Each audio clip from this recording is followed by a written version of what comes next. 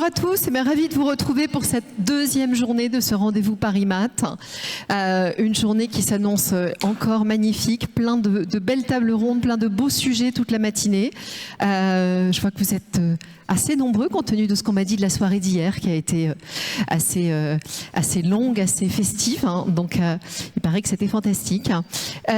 Pour commencer la journée, je vais tout de suite céder la scène à Michel Brafman et ses invités qui vont nous parler de la décarbonation.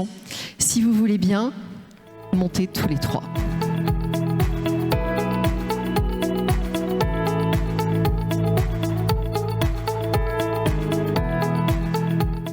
Bonjour.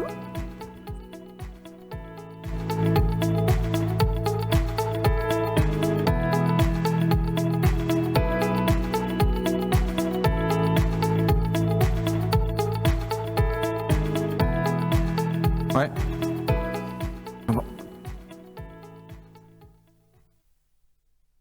Bonjour à tous.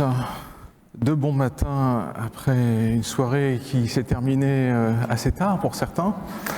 Donc bravo à tous ceux qui ont réussi à enchaîner. Alors sans plus tarder, parce que nous avons des contraintes horaires, donc nous terminerons, quoi qu'il en soit, un peu avant 11h. Monsieur Bussereau, Dominique, vous avez un parcours extrêmement riche au niveau politique sur les sujets liés au transport. Vous avez été plusieurs fois membre du gouvernement, notamment secrétaire d'État au transport.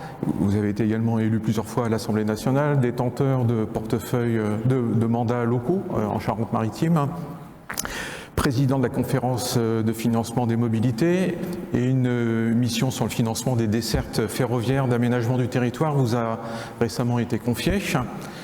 Vous êtes aujourd'hui président de Eden, le think tank équilibre des énergies qui rassemble notamment des entreprises des transports routiers, aériens, maritimes et ferroviaires. Et j'ajoute que vous êtes membre d'honneur de l'Académie de l'air et de l'espace et membre de l'Académie de marine. La première question est: quelle approche préconisez-vous pour une réponse équilibrée aux défis auxquels ces secteurs sont confrontés en matière de décarbonation, naturellement, mais également de compétitivité? Bonjour à tous, j'espère que l'interallié ne vous a pas trop fatigué.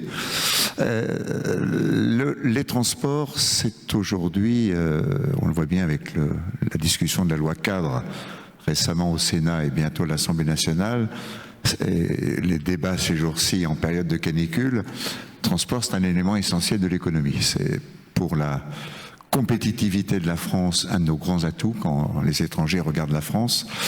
Et qu'est-ce qu'ils mettent en avant? Le réseau de lignes à grande vitesse, le réseau aéroportuaire, les ports, le réseau autoroutier, sa qualité, le réseau ferroviaire allemand est en train de s'écrouler, la qualité des connexions Internet et téléphonie sans fil, donc tout ça est très important pour la compétitivité. Ensuite, c'est la vie quotidienne de nos concitoyens, qu'il s'agisse d'aller travailler, de faire ses études, de prendre des loisirs ou des vacances. Et puis ensuite, il y a un autre impératif, c'est l'aménagement du territoire. On a un territoire compliqué, avec des grands massifs montagneux, une grande pomme de terre centrale difficile à desservir, et donc voilà, il y a un problème d'égalité, et je travaille actuellement à la demande du gouvernement sur ce qu'on appelle les liaisons TGV d'aménagement du territoire. C'est-à-dire qu'à partir du moment où la SNCF voit arriver Trenitalia, bientôt Velvet, la Renfe, etc., elle se dit, moi je vais perdre de l'argent sur mes liaisons les plus rentables,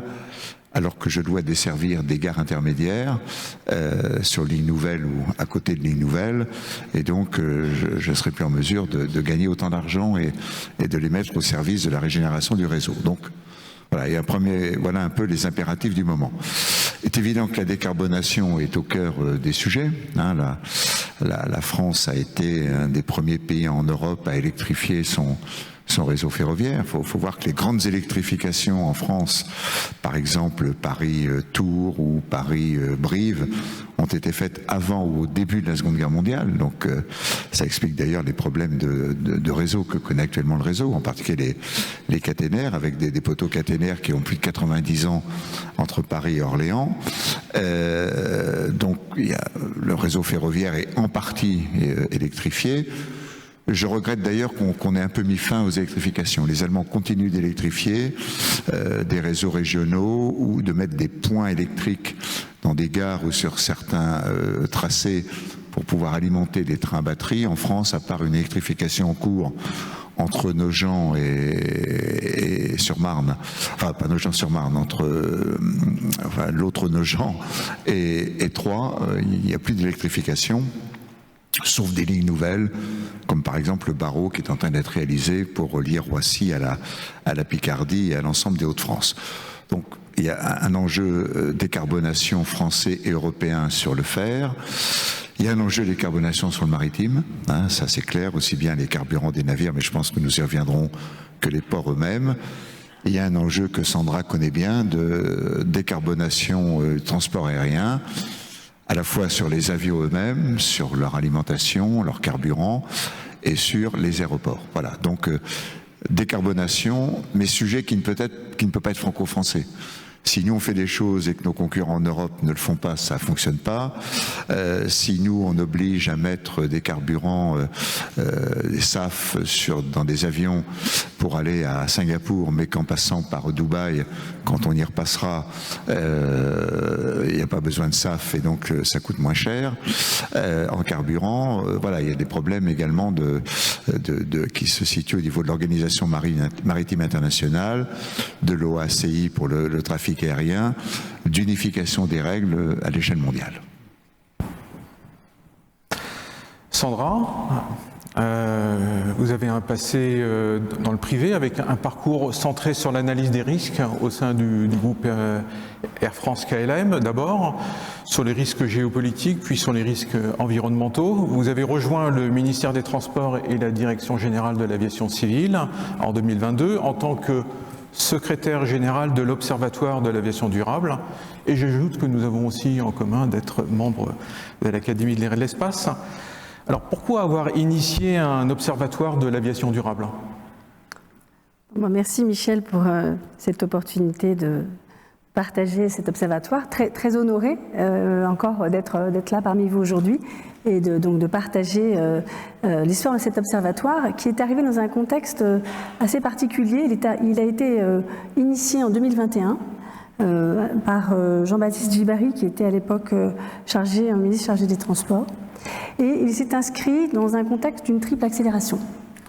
Une accélération à la fois des réglementations, au niveau international, au niveau de l'OACI, on a eu dès 2020 un certain nombre de communications, notamment ce qu'on appelle le LTAG, qui est le Long Term Aspirational Goal, c'est-à-dire que l'ensemble des acteurs de l'écosystème aéronautique et des États se sont arrêtés sur le fait que en 2050, nous devions arriver à être net zéro, c'est-à-dire à ne plus émettre d'émissions et à compenser celles résiduelles. Donc ça, cette référence de l'OACI, elle a été ensuite reprise par un certain nombre d'acteurs, que ce soit industriels, voire acteurs de la société civile. Donc une accélération au niveau international, une accélération au niveau européen également, c'est la mise en place du Green Deal, donc c'est le ReFuelEU notamment, qui impose, et qui définit et qui impose l'incorporation de carburants d'aviation durable, je reviendrai dessus, mais qui structure du coup un cadre législatif avec des publications également. Et puis au niveau français, au niveau national, au même moment, nous avons la loi climat et résilience et la stratégie nationale bas carbone. Donc on voit qu'il y a tout un arsenal législatif qui se met en place. Et donc c'est cette accélération et il est parfois difficile de s'y retrouver pour le citoyen, de comprendre comment la décarbonation se place dans cet ensemble. Alors il y a également une accélération des publications. C'est le moment où finalement on va voir les grands scénarios prospectifs publiés, que ça soit des industriels ou des ONG ou des associations. Également, la feuille de route du secteur est travaillée à cette époque dans un cadre coopératif élargi. Et il s'agissait en fait de répondre à une obligation réglementaire, c'est un article 301 à ce moment-là de la loi climat et résilience que je viens de citer, qui obligeait le secteur aéronautique, mais je crois que c'est le cas pour d'autres secteurs, de travailler et de publier dans l'année cette feuille de route. Donc on a ces publications, et puis on a aussi un certain nombre d'attentes sociétales. On voit bien, on a notamment chez les jeunes générations de plus en plus de questionnements, souvent très légitimes, sur notre capacité à décarboner et leur action pour accompagner leur envie également de voyager. Alors, face à cette triple accélération, il y a également un choix qui est fait pour l'Observatoire, qui est de dire l'Observatoire, il ne fait pas de législation, il ne régule pas, ce n'est pas un régulateur, il est placé au sein de la Direction générale de l'aviation civile. En revanche, il est là pour partager de la connaissance, il est là pour éclairer, et il est là pour le faire de manière inclusive. C'est-à-dire qu'on va avoir un espace digital, donc un site internet rattaché aux pages de la DGAC. Je vous encourage à taper Observatoire de l'aviation durable sur votre navigateur.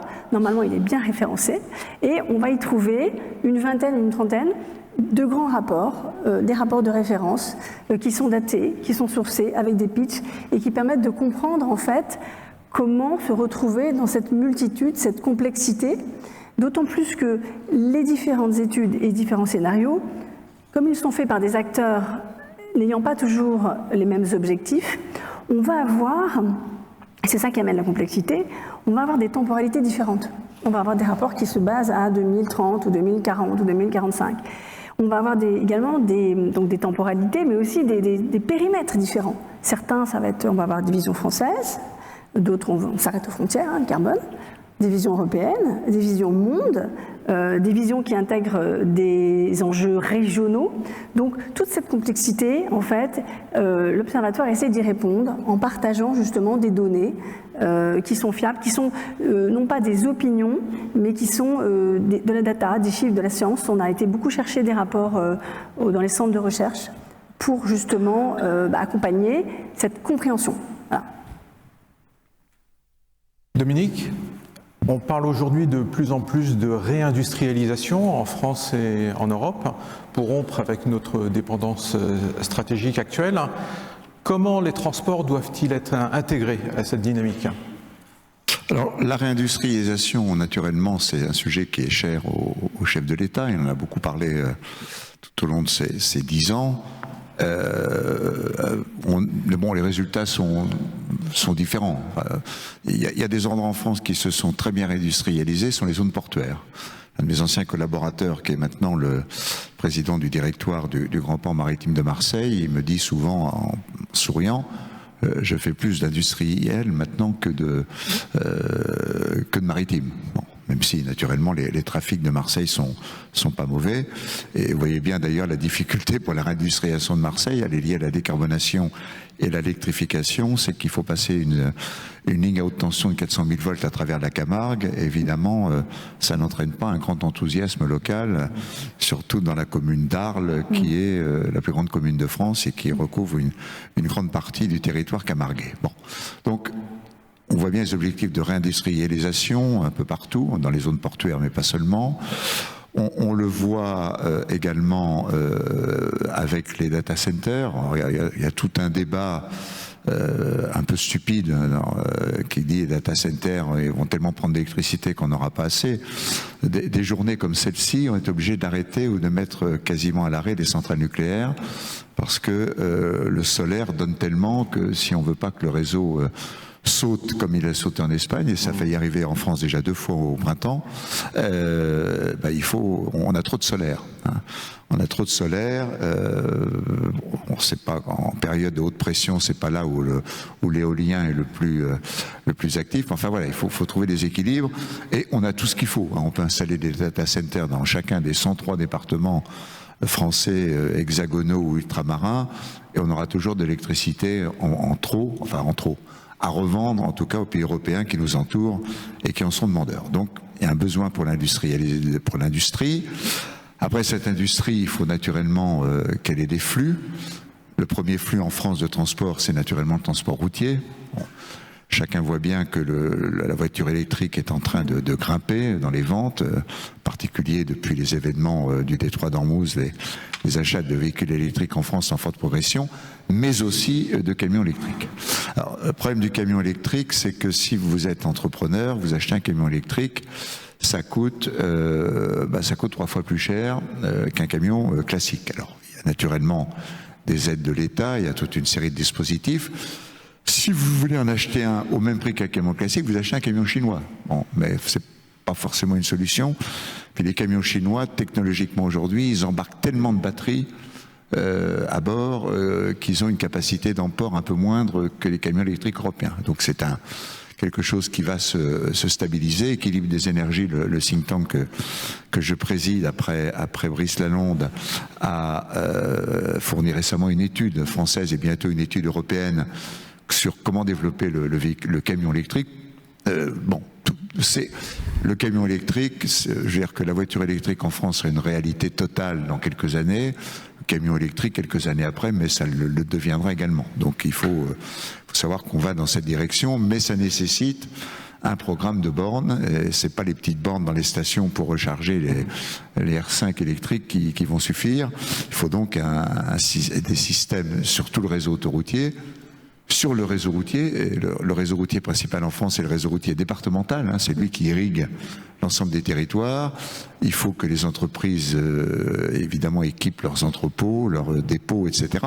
Donc c'est un énorme effort d'investissement qui est en cours, mais qui mettra bien sûr un certain nombre d'années et qui doit être mené au niveau européen. Je vous rappelle qu'en France, les entreprises françaises de transport routier font seulement 43% du trafic international, et font seulement, moins de 10% du trafic international et 43% du trafic local. Ça veut dire qu'une majorité du trafic longue distance en France routier est fait par des entreprises européennes, et c'est plus seulement le routier polonais aujourd'hui, c'est le routier turkmène ou afghan. Voilà, donc on est passé à une période tout à fait nouvelle. Donc, l'électrification du secteur routier au service de la réindustrialisation nécessaire. Le ferroviaire, nous en avons parlé. Je constate d'ailleurs avec plaisir, l'année dernière, malgré un certain nombre de réformes un peu compliquées pour la SNCF au plan européen, que le trafic routier, le trafic ferroviaire de fret a recommencé à augmenter légèrement d'1,5%, il augmente. Transport fluvial est plutôt bon. Et transport fluvial, on peut complètement l'électrifier parce que là, vu les distances, le fait qu'on est prisonnier d'un système de canaux ou de fleuves fait qu'on peut assez facilement trouver les moyens d'électrifier, mais faut-il encore avoir les capacités d'investir notre réseau fluvial. Et puis, on y reviendra, si vous voulez, un peu plus tard, sur le maritime et l'aérien, où ça passe par les carburants des bateaux et des avions, et par l'électrification des ports et des aéroports. Donc, réindustrialiser la France, on voit bien nos faiblesses, hein, et en particulier dans l'industrie de défense, dans certaines industries de composants. C'est faisable, c'est possible. On a des atouts, en particulier notre réseau, nos infrastructures de transport, mais ça nécessite qu'on ait un réseau de transport adapté qui n'aille pas contre les objectifs de décarbonation. Donc là, on le vit bien dans ces jours épouvantables de canicule. L'électrification est véritablement un objectif pour tous les secteurs de l'économie française. Sandra, la décarbonation du transport aérien civil est-elle aujourd'hui une trajectoire industrielle crédible ou une ambition encore trop dépendante d'hypothèses non ou mal maîtrisées ? Alors c'est une excellente question, Michel, merci de la poser. Je pense que on pourrait poser d'abord, rappeler 2-3 enjeux. Le premier enjeu, c'est que la décarbonation, elle ne peut pas se penser en dehors de la croissance mondiale du trafic aérien. C'est-à-dire qu'il y a la décarbonation, mais il y a surtout la décarbonation de demain, qu'il faut dès aujourd'hui prendre en compte. On est en capacité aujourd'hui, avec un certain nombre de solutions, auxquelles je vais revenir, d'accompagner la décarbonation de manière réelle, dès aujourd'hui. Pour autant, l'augmentation du trafic aérien qu'on va connaître dans les prochaines années va nécessiter vraiment de penser out of the box. On est vraiment sur... Donc, le transport aérien, il devrait doubler d'ici 30 ans.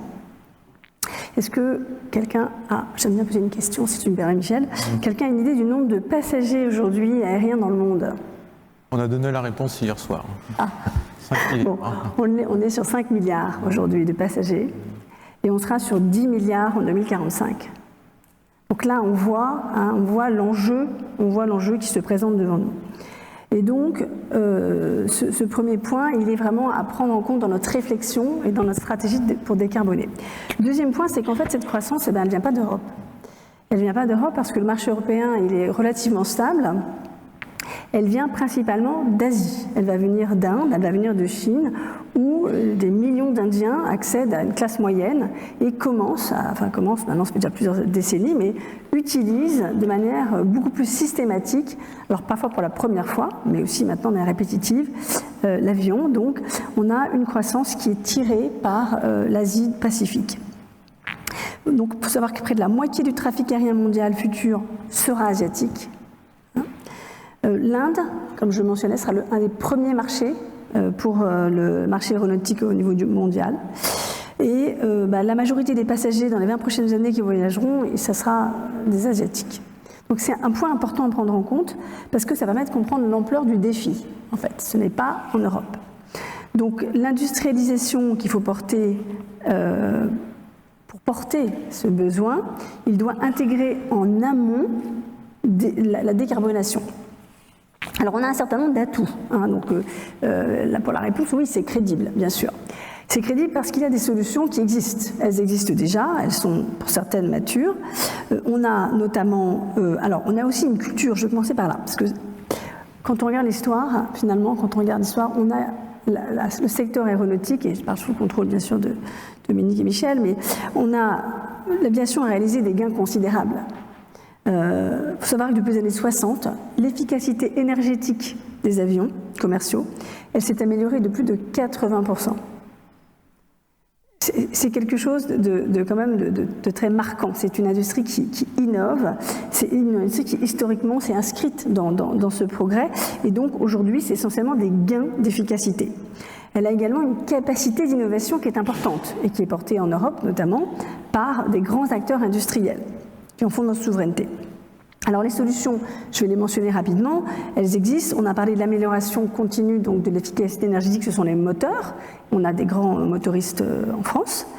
On a le renouvellement des flottes. Donc là, c'est extrêmement intéressant parce que ça permet de décarboner bien sûr au départ, mais à l'arrivée. Donc on a une vision vraiment mondiale et internationale, et c'est ça l'ADN de l'aviation, c'est cette vision internationale. Avec un petit bémol, c'est qu'une fois qu'une compagnie a investi pour recharger sa flotte, elle va garder ses avions entre 10 ans, 12 ans à 20 ans, selon la compagnie aérienne. Donc il y a quand même des cycles qu'il faut prendre en compte. Il y a bien sûr, Dominique l'a évoqué, une montée en puissance des carburants d'aviation durable, sur lequel je reviendrai, mais qui est un des leviers majeurs et qui est techniquement opérationnel dès aujourd'hui. On a une optimisation également des opérations qui se met en place, aussi bien au niveau vol qu'au niveau du sol. Et puis, bien sûr, une évolution de la réglementation pour accompagner cette décarbonation, que ce soit au niveau international, tout à l'heure je parlais des objectifs de décarbonation, mais au niveau européen, avec des réglementations plus contraignantes, et puis en France, avec un certain nombre de lois et de cadres réglementaires. À côté de ça, on voit qu'il y a des investissements qui sont lancés. On voit que les compagnies aériennes investissent pour le renouvellement des flottes, on voit que les industriels investissent dans l'innovation, on voit également que donc, les cadres réglementaires se structurent, deviennent plus matures, et donc dorénavant, le mouvement il est collectif. Alors, donc la réponse elle est oui, c'est crédible, pour autant, il y a évidemment des questionnements.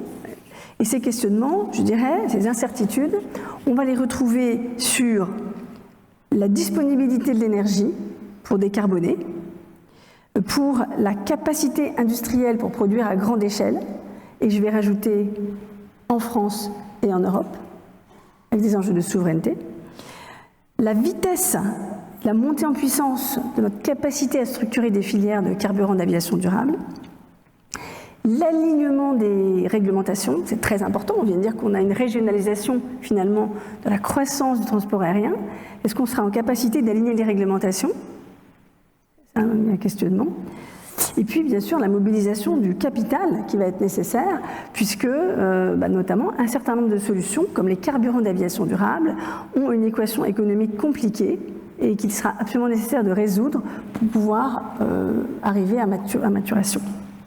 Donc, je dirais que le défi aujourd'hui, c'est davantage un défi d'exécution et un défi économique qu'il faut prendre en compte, avec une vision collective, puisque, en effet, on est sur une industrie qui est mondiale.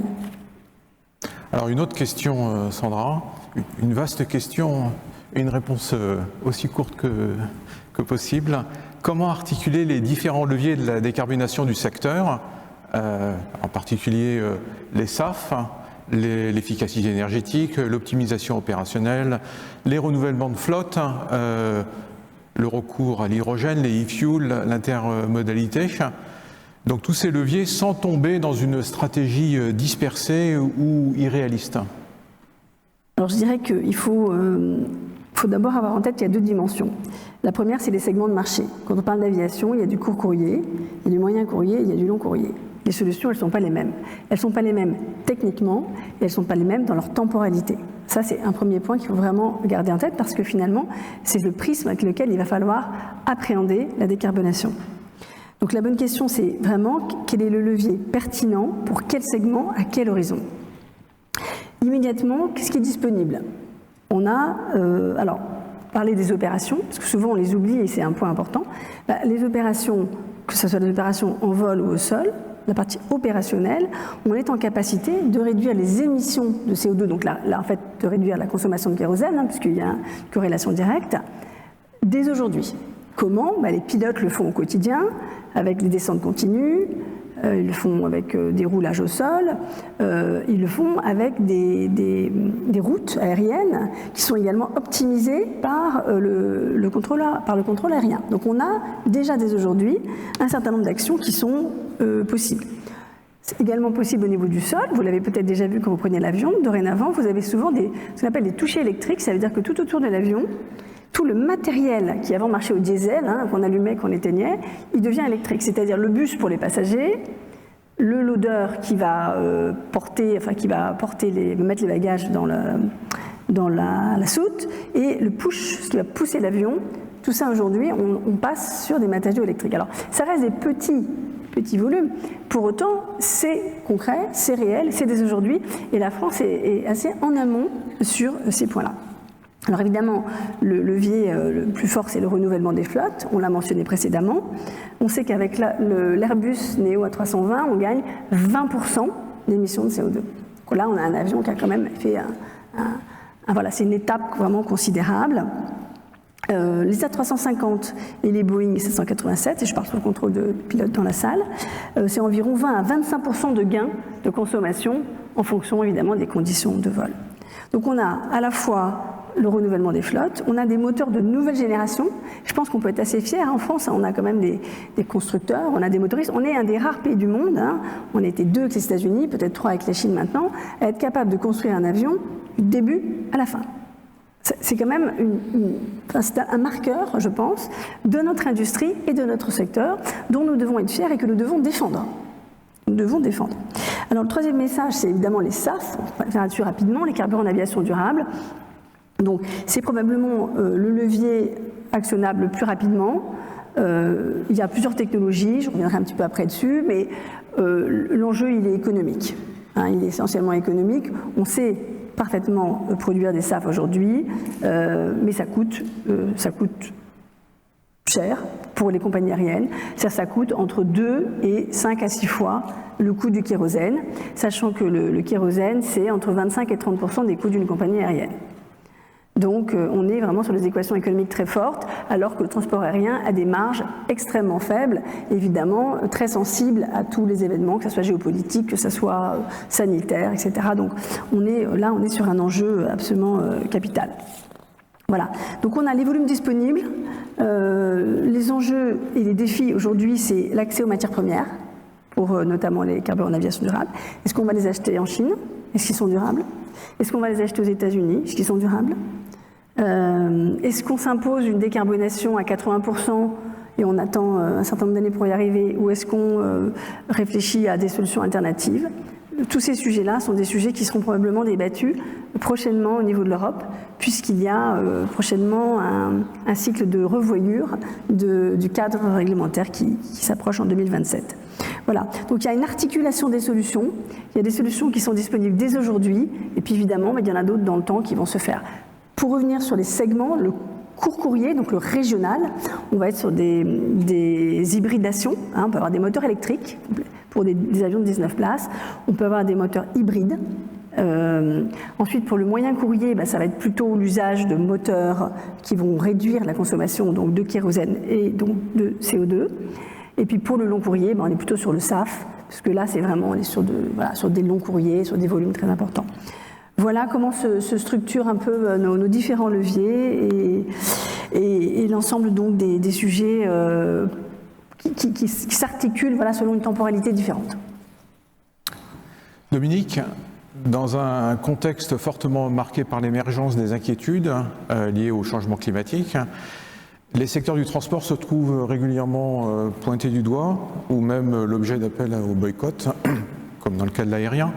Faut-il voir dans ces critiques un signal inquiétant pour l'avenir de ces secteurs? Certainement pas. Sandra a expliqué comment en matière de navigation aérienne, de construction aéronautique, de carburant, de gestion des plateformes aéroportuaires, on pouvait faire bouger les choses, donner les chiffres également sur l'évolution du transport aérien. Quand on regarde les chiffres par exemple en France, le transport aérien qui était dans les années encore 70-80 un transport réservé à l'élite, aujourd'hui, la principale clientèle ce sont les jeunes et pas les boomers comme certains le pensent. Et le trafic de loisirs et familial est en train de l'emporter sur le trafic d'affaires. Donc on voit bien qu'il y a un développement du transport aérien mondial, même si il faut reconnaître qu'en France, on n'a pas retrouvé les niveaux, en tout cas pour les compagnies françaises ou les aéroports français, du trafic d'avant le Covid, du trafic 2019 qui est la référence avant le Covid. Ce qui pose d'ailleurs un problème, ça montre qu'on a un problème de compétitivité et le gouvernement et le Parlement malheureusement ne font rien pour l'arranger puisqu'on fiche des taxes sur les billets d'avion absolument ont été triplés à l'avant-dernière loi de finances qui n'arrange pas la compétitivité du transport aérien français. Donc là, il y a un contre-signal donné par la puissance publique malheureusement. Donc moi j'ai pas d'inquiétude sur l'aérien. La jeune Suédoise qui se promenait en vélo ou en trottinette ou en train à travers l'Europe, ça fait longtemps qu'elle doit prendre l'avion, mais elle oublie d'en parler. Et puis il y a des pays comme l'a dit Sandra, l'Inde ou autres, lesquels naturellement il y a une explosion du trafic aérien, construction d'aéroports, création de nouvelles compagnies. L'Afrique, c'est un désert aérien. Un désert aérien, si vous voulez aller d'Abidjan à Dakar, vous êtes quasiment obligé de passer par Paris ou par Addis Abeba ou par Istanbul. Donc le transport aérien va se développer et il va se moderniser. Il y a quelques années, quand j'étais ministre des Transports, les gens hurlaient parce que, dans l'Essonne en particulier, parce qu'en fin de matinée, décoller de vieux 747 Boeing vers les Antilles françaises, il y a longtemps qui râle moins parce que s'il n'y a plus ces vieux 747 et des avions qui font naturellement beaucoup moins de bruit et qui sont également beaucoup plus intéressants en matière de consommation de carburant. Donc je ne suis pas inquiet sur l'évolution du transport aérien, elle est inéluctable et elle va être de plus en plus puissante. Il faut que la France joue un rôle et l'Union européenne, et que l'Union européenne ne soit plutôt là pour aider plutôt que pour pondre des directives ou des règlements bloquants. Les autres modes de transport, le ferroviaire, c'est gagné. Il n'y a jamais autant de monde dans les TGV, dans les trains intercités, dans les TER, ce qui veut dire que la vieille phrase de Louis Armand, qui était un des grands hommes du ferroviaire en France et en Europe, qui disait si le ferroviaire passe le XXe siècle, il sera le mode d'avenir du XXIe siècle, c'est le cas. On construit partout des réseaux ferroviaires dans tous les pays du monde, des lignes à grande vitesse. Même les Américains commencent à faire un petit bout de ligne à grande vitesse entre deux villes californiennes. Et ça va continuer. L'Afrique, naturellement, la Chine. Il faut bien voir que le réseau LGV, aujourd'hui, c'est les Chinois, les Japonais, 64, qui ont fait les premiers trains à grande vitesse. Enfin, grande vitesse de l'époque, hein, c'était 220-230 km/h. Aujourd'hui, les TGV français, les plus récents, roulent à 320 km/h. Donc le premier réseau aujourd'hui, c'est la Chine, premier réseau mondial.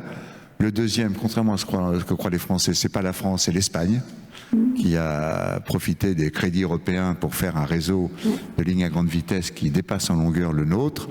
Et le troisième en Europe, c'est naturellement la France. Donc, fret ferroviaire, transport ferroviaire de personnes, aucun souci, c'est des domaines qui vont continuer et qui vont dans le sens d'une bonne décarbonation naturellement. Le maritime, on voit bien avec la crise que nous venons de vivre et qui n'est pas terminée, que le monde s'est maritimisé. Aujourd'hui, l'économie mondiale complètement maritimisé. Donc, quand le transport maritime tousse l'économie mondiale et la vie des gens, tous également. Les problèmes d'approvisionnement d'essence des Indiens, même dans certaines régions de Chine, sans parler de la Russie, et ce n'est pas dû qu'aux drones ukrainiens qui tombent sur les raffineries. Donc on voit bien que quand le trafic maritime est stoppé ou ralenti, toute l'économie mondiale s'en ressent. Et on va le voir, on le voit déjà dans les prévisions de croissance pour la France, aussi bien la Banque de France que le gouvernement ont diminué les prévisions de croissance malheureusement pour 2026, et c'est pareil dans un certain nombre d'autres pays, sans compter l'inflation qui s'est développée aux États-Unis et qui jouera certainement un rôle politique important au moment des midterms à l'automne. Donc là aussi, on est parti dans une économie de plus en plus maritime, avec des progrès. On a visité récemment avec Équilibre des énergies, j'ai déjà visité plusieurs fois les chantiers de l'Atlantique. On a vu ce fabuleux bateau. Alors on ne pourra pas tous y aller parce qu'une semaine avec votre famille, c'est 1 million d'euros. Ce fameux bateau Corinthian, par accord, qui est une espèce de superbe bateau de croisière composé de suites uniquement, de grand luxe, avec un système vélique de propulsion, plus des systèmes classiques naturellement en appoint. Bon, pas sûr qu'on va revenir à la marine à voile, contrairement à ce que pensent certains, mais les développements véliques vont se faire en appoint, en complément des moteurs, des alimentations classiques. La route, on en a parlé. Et puis il y a les moyens par nature décarbonés. Alors aujourd'hui on les utilise un peu moins cette semaine à cause de la chaleur, qui sont le vélo et la marche à pied. Voilà, donc je suis persuadé qu'il n'y aura aucun retour en arrière dans le développement mondial des politiques de transport. Au contraire, on va continuer de bouger de plus en plus en France, en Europe, dans le monde entier. Et tas de populations qui n'ont pas les moyens financiers, les moyens sociaux, les moyens techniques de bouger, qui un jour se mettront à bouger, comme les Chinois.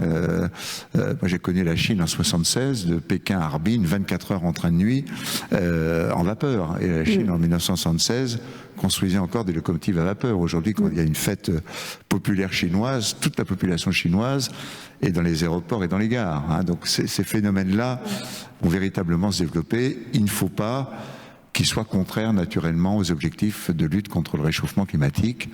Mais s'il y a un domaine qui bien sûr consomme du CO2, mais qui aussi économise beaucoup, c'est le secteur des transports. C'est le secteur où il y a le plus d'innovation, et il y en aura le plus. Simplement, il faut qu'on mette fin au mythe de l'hydrogène, qui est un mythe qui existe aussi dans l'aérien et dans le maritime d'ailleurs, et qui est un mythe en Europe, parce que les Chinois considèrent qu'ils vont être les champions du monde de l'hydrogène et que demain tout sera l'hydrogène. Moi je ne suis pas pour une fois certain que les Chinois aient raison, mais par exemple en matière ferroviaire en France, on avait commencé à commander des trains hydrogène, on revient en arrière. Les Allemands remplacent des trains hydrogène, dans certains cas par des trains à batterie.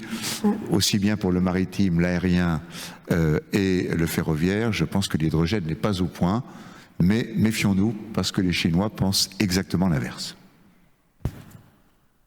Alors Sandra, pour parler des carburants d'aviation durables, sont-ils le levier central de la transition aérienne ou le principal point de fragilité pour cette trajectoire de décarbonation ? Alors, les carburants d'aviation durable, c'est le principal levier, à la fois le principal levier de la décarbonation aujourd'hui, mais demain également, mais c'est aussi le principal risque d'exécution. Au final, on a vraiment ce sujet-là. Alors, 3-4 idées clés à retenir. D'abord, j'ai oublié de dire tout à l'heure quelque chose de très important, j'aurais dû commencer par ça, c'est le transport aérien. Aujourd'hui, il est responsable de 2% des émissions de CO2 dans le monde, émis par l'homme. Ça peut paraître petit, surtout par rapport aux voitures ou à d'autres activités industrielles, mais c'est vraiment toujours dans cette logique de croissance qu'il faut regarder et qu'on a cette responsabilité d'intégrer les solutions de décarbonation pour l'avenir. Et donc le SAF en est une. Alors, on dit SAF, donc c'est Sustainable Aviation Fuel, donc c'est carburant d'aviation durable en français, c'est un levier incontournable. Alors, pourquoi c'est incontournable ? Parce que d'abord, il n'y a pas de solution avec des batteries qui est crédible aujourd'hui, trop lourd. L'hydrogène, je reviendrai dessus, mais il y a quand même beaucoup de contraintes sur les volumes et les infrastructures pour le secteur aéronautique. Et puis, il y a toute une flotte mondiale qui est décarbonée. Donc les SAF répondent correctement aux besoins. Alors les SAF aujourd'hui, c'est facile parce que c'est compatible avec tous les avions, avec tous les moteurs et avec toutes les opérations. Vous n'avez pas de changement à faire d'infrastructure dans un aéroport. Vous n'avez pas à changer l'avion, vous n'avez pas à changer les opérations, vous n'avez pas à changer le moteur. D'ailleurs, on ne sait parfois, comme c'est une distribution indifférenciée dans les pipes sous les aéroports, on ne sait pas s'il y a du SAF ou pas dans les avions. Peu importe, ce n'est pas grave, ça n'a pas d'impact sur les opérations. C'est quand même un point très important, parce que les opérations, c'est quand même ce qui fait fonctionner, évidemment, le secteur. Donc c'est une solution qui est disponible, qui est compatible avec le modèle d'exploitation aujourd'hui. Il faut retenir que dans les scénarios de IATA aujourd'hui ou de ATAG, qui sont donc des associations de transporteurs aériens, les SAF représentent 60 à 65% de la solution à 2050. Donc il faut vraiment qu'on y aille et qu'on y aille de manière massive. Alors, je vais faire attention parce que j'aime tellement ce sujet que je pourrais vous en parler des heures, mais très rapidement, je vais vous en parler. Il y a les SAF, les carburants d'aviation durable, c'est un ensemble, mais ça recouvre des choses très différentes. Ce sont des couples de technologies et de biomasse qui n'ont pas du tout les mêmes enjeux de financement, d'innovation, de maturité industrielle. Donc il faut quand même savoir qu'il existe plusieurs familles de carburants d'aviation durable. Les premiers, les plus connus, ceux qui sont aujourd'hui disponibles, c'est ce qu'on appelle l'EFA, c'est l'hydrotraitement des huiles usagées, les graisses animales. Donc on est dans du reuse, on est sur l'économie circulaire, donc c'est durable. Ça permet de réduire les émissions de CO2 à la source de 70 à 80%, voire 90 parfois. Donc ça fonctionne, ça marche. Le sujet, la limite aujourd'hui, il y en a deux, c'est la disponibilité des ressources. Donc, où sont les ressources ? Est-ce qu'elles sont en Europe ? Est-ce qu'elles sont en Chine ? Est-ce qu'on les attribue à l'aviation ? Est-ce qu'on les attribue à l'automobile, au biodiesel ? Voilà, il y a des questions là-dessus qui sont aussi des enjeux de société. Et puis, le défi, il est économique. C'est la viabilité économique des SAF aujourd'hui, des carburants, qui fait qu'aujourd'hui, la filière est encore en difficulté pour complètement décoller. Deuxième filière, c'est ce qu'on appelle l'alcool to jet. Donc, pour résumer, on fait du carburant aviation avec de l'alcool, c'est de l'éthanol, de l'isobutanol. Là, il y a le sujet, c'est la compétition économique et les capex pour les unités de production à venir. L'équation économique sur la première filière, elle est sur la ressource, parce que les unités de production, finalement, elles existent déjà, il y en a en France. Elles sont déjà amorties, c'est celle du biodiesel, il suffit d'avoir une cuve ségrégée, mais c'est tout. Alors que sur les autres technologies, il faut construire des unités de production. Et donc l'enjeu économique, il va se déplacer sur des capex pour construire les unités de production. Et là, il y en a quelques-unes en France qui sont d'ailleurs accompagnées par le ministère des Transports, par la Direction générale de l'aviation civile, à travers des appels à projets qui sont financés pour faire émerger ces filières. Alors, on peut aussi faire des SAF avec des résidus agricoles, avec des déchets forestiers. C'est la technologie qu'on appelle Fischer-Tropsch. On va gazéifier pour obtenir donc du carburant. Et puis on va enfin pouvoir faire du carburant avec faire du carburant synthétique. Ah, un verre d'eau.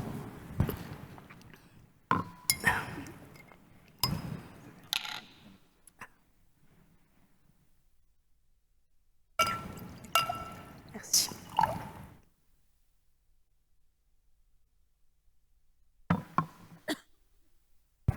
Comme vous voyez, je suis absolument passionnée par le sujet et je pourrais vous en parler des heures entières. Donc, avant que Michel me fasse un petit signe, je vais venir sur les enjeux qui sont le passage à l'échelle,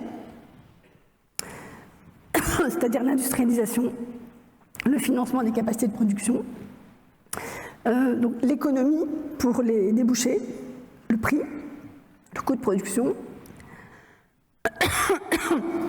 et puis la souveraineté. Parce qu'il faut finalement garder notre capacité en France. Vous faites pitié, Sandra. Prenez un peu d'eau. Je vais peut-être en profiter pour prendre une ou deux questions de la salle, ce qu'on avait prévu. On n'a pas fini. Non. Sandra, on va te laisser le temps de récupérer ta voix. Une question pour Dominique. Sachant qu'on approche de la fin, quelles doivent être selon vous les prochaines étapes pour renforcer la compétitivité du secteur des transports et pour progresser dans cette décarbonation ? Les prochaines étapes elles viennent d'être dites, hein, c'est tous les efforts français, européens et mondiaux pour la décarbonation du transport aérien. Bon, ça c'est parti. Je suis allé récemment avec Équilibre des énergies chez Airbus, où ils ont un centre de recherche très important qui travaille sur des nouvelles ailes qui vont être testées prochainement quelque part dans le sud-ouest de la France. Alors voilà, il y a des innovations technologiques absolument formidables. L'avion électrique aussi, hein, dans le département que j'ai longtemps présidé, la Charente-Maritime, on a 2 usines qui travaillent. Alors pour l'instant, c'est des petits avions plutôt pour avec des alliages nouveaux pour les aéroclubs, mais on pourra certainement faire des avions électriques de transport régional à courte distance et moyenne distance. Donc pour l'aviation, l'aviation a toujours été le domaine de tous les progrès, hein, et comme l'espace. Donc je suis pas inquiet pour l'aviation. Le ferroviaire évolue fortement, hein. On va augmenter la vitesse des trains à grande vitesse dans un certain nombre de pays. Ça va commencer par l'Espagne. On produit des trains qui sont moins lourds, avec plus de place à bord. Le nouveau TGVM qui va entrer en service à la SNCF au second semestre pèse beaucoup moins lourd qu'une rame classique, consomme moins et parfaitement climatisé et emporte plus de passagers. Donc il y a beaucoup de progrès technologiques en matière ferroviaire et encore on n'a rien vu, hein, parce que les choses avanceront. On n'a pas parlé des transports urbains, hein, mais il faut bien voir que le transport urbain aussi évolue considérablement. Je rappelle qu'en 1974, il restait 3 lignes de tramway en France. Une à Marseille, une à Saint-Étienne, une à Lille. Aujourd'hui, il y a une trentaine d'agglomérations françaises qui sont équipées de tramways modernes. L'industrie française, Alstom, ou les industries européennes, Stadler, CAF, fournissent des matériels qui sont dans le monde entier. Voilà, donc tout ça est pareil, mêmes évolutions chez les bus, hein, chez les métros automatiques. Il faut quand même voir que la presse s'en s'est pas beaucoup intéressée, mais dans moins de 7 ans, il y aura 200 km de métro automatique en ligne nouvelle autour de Paris, avec 65 gares qui sont chacune un événement architectural. Alors ça, les Français le savent pas, ça prend du retard, comme tout chantier d'infrastructure dans le monde, et en France en particulier. Enfin, on va avoir un réseau absolument incroyable sur le plan de la technologie, sur le plan de la vitesse, et sur le plan du confort apporté aux voyageurs franciliens et pas seulement, puisque ça reliera également en boucle les grands aéroports. Donc tout ça évolue, les bateaux évoluent, le véhicule électrique, le camion électrique. Voilà, donc il n'y a aucune inquiétude à avoir. S'il y a vraiment un domaine dans lequel la France, je termine sur un petit cocorico, hein, et je prierai de m'excuser parce que dans 6-7 minutes, je suis obligé de vous quitter. J'ai rendez-vous avec le président d'EDF. Et c'est pas pour parler un peu de ces sujets d'électrification. Mais s'il y a vraiment un domaine où la France est en pointe, c'est celui-ci. On a un des plus grands fabricants de matériel ferroviaire au monde avec Alstom, le plus grand fabricant d'avions au monde avec Airbus, qui est un fabricant européen, mais enfin qui est en partie français. On a des groupes qui font du transport dans le monde entier, que ce soit RATP Dev, Keolis, qui est une filiale de la SNCF et de la Caisse des dépôts du Québec, ou Transdev, qui est Caisse des dépôts française et actionnaire allemand, qui font des métros, des bus, des trains dans le monde entier, aux États-Unis, en Chine, en Inde, aux Émirats, etc. On a les talents, les Safres pour tous les talents, les Thalès, les Safran, et ça, il fallait le faire, pour tout ce qui est signalisation, système de billettique, etc. Enfin, la France, dans le domaine des technologies de transport, alors il n'y a que les réacteurs, on ne fait pas de réacteurs pour l'aviation, c'est plutôt des réacteurs anglais ou américains, à l'échelle, enfin on fabrique des bouts, mais on a quasiment toutes les filiales. On ne fait pas de bateaux, on fait que des bateaux de croisière, des petits bateaux de transport, des bateaux de pêche. On ne fait pas de grands navires. D'ailleurs, personne n'en fait. C'est pour ça que les États-Unis vont beaucoup avoir de mal à refaire une flotte militaire digne de ce nom, parce que seuls les Coréens, les Chinois et un peu les Indiens maintenant maîtrisent les technologies pour faire les très grands bateaux, les porte-conteneurs et tous les grands bateaux qui circulent à travers le monde. Donc, moi, je suis quand même optimiste sur la décarbonation, l'électrification du secteur des transports, et sur les capacités qu'a la France au sein de l'Union européenne pour jouer un rôle de premier plan. Merci Dominique. On va prendre quelques questions de l'auditoire avant de conclure. Je crois qu'on n'a vraiment pas le temps de prendre questions de l'auditoire. Je suis obligée d'être reconnaissante au patron d'EDF de tenir le timing. Peut-être un mot de conclusion, Sandra, parce qu'on vous a coupé un peu sauvagement. Est-ce que vous avez un mot de conclusion qui serait à mémoriser pour notre Assemblée? Moi, je voudrais dire un rapide mot sur l'hydrogène. Que je pense que c'est quand même intéressant de voir qu'il y a quand même une solution dont on parle pour les bateaux, pour les avions. Alors très rapidement, l'hydrogène, la spécificité, vous le savez, c'est un stockage à moins 253 degrés Celsius, donc il faut le liquéfier, ça prend beaucoup de volume, donc ça ne peut pas être dans les ailes des avions, là où il y a le kérosène, il faut repenser l'avion. Et donc, en fait, le sujet, c'est un sujet de transformation, finalement, de l'avion. Et donc, on a un constructeur français, Airbus, qui travaille dessus. C'est un point important. C'est pas pour aujourd'hui, mais 2045, 2050, on peut imaginer qu'on a des avions avec des réservoirs cryogéniques. Mais aujourd'hui, on peut déjà utiliser l'hydrogène. On peut l'utiliser notamment dans les carburants d'aviation durable. Et ça va permettre de faire des e-fuels, des SAF de synthèse. Et ça, c'est très important donc de garder en tête qu'on a des solutions en France avec de l'hydrogène. Évidemment, ça nécessite beaucoup d'électricité décarbonée, mais c'est un point, je pense, qu'il faut garder. Monsieur le ministre disait qu'il était optimiste, alors est-ce que vous êtes optimiste? Pardon? Monsieur le ministre disait qu'il était optimiste. Est-ce que vous-même, vous êtes optimiste sur la décarbonation? Optimiste. Moi, je suis optimiste également, j'essaie de le montrer. Je voudrais dire aussi à celles et ceux qui nous font l'amitié de nous écouter que dans tout ce monde des transports, il n'y a pas que la technique, il n'y a pas que tout ça, il y a également vos métiers du domaine de l'assurance qui sont évidemment extrêmement importants pour donner une stabilité économique, financière au monde des transports. Et on voit bien dans la crise d'Ormuz actuellement le problème assurantiel qui est posé aux donneurs d'ordre, aux armateurs, pour vous, aux affréteurs également. Voilà, donc pour qu'un système collectif comme celui des transports multimodal fonctionne bien, on a besoin d'un système assurantiel de grande qualité et je vous fais confiance pour le mettre en œuvre. Merci beaucoup à tous les trois, le message est bien passé.